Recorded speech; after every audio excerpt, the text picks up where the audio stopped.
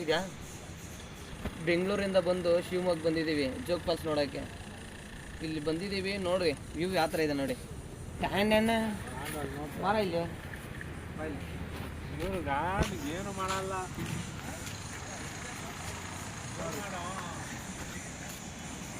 830 ಅಡಿ ಏನೋ ಇದೆ ಅಂತ ಇದು ಜೋಗ್ ಫಾಲ್ಸು.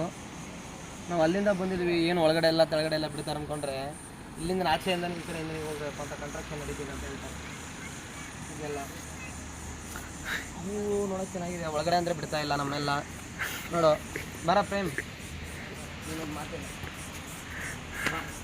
ದೂರದಿಂದ ದುಡ್ಡು ಖರ್ಚು ಮಾಡ್ಕೊಂಡು ಬಂದಿದ್ದೀವಿ, ಕೆಳಗೂ ಬಿಡ್ತಾ ಇಲ್ಲ. ಏನು ಅಲ್ಲ ದೂರದಿಂದ ಹೋಯ್ತು.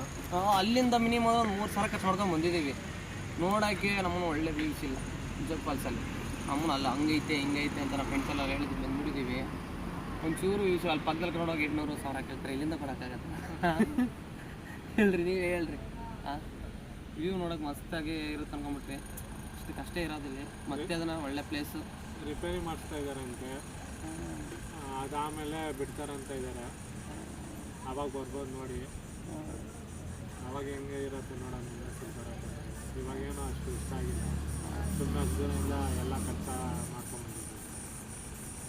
ನನ್ನ ಪ್ರಕಾರ ಮಸ್ತ್ ವ್ಯೂಸ್ ಇರುತ್ತೆ ಅನ್ಕೊಂಬಿಟ್ಟೆ ಮಚ್ಚ. ನಾನು ಇಲ್ಲಿ ನೋಡಿದ್ರೆ ಟ್ಯಾನ್ ಎತ್ರ ಬಂದಿದೆ.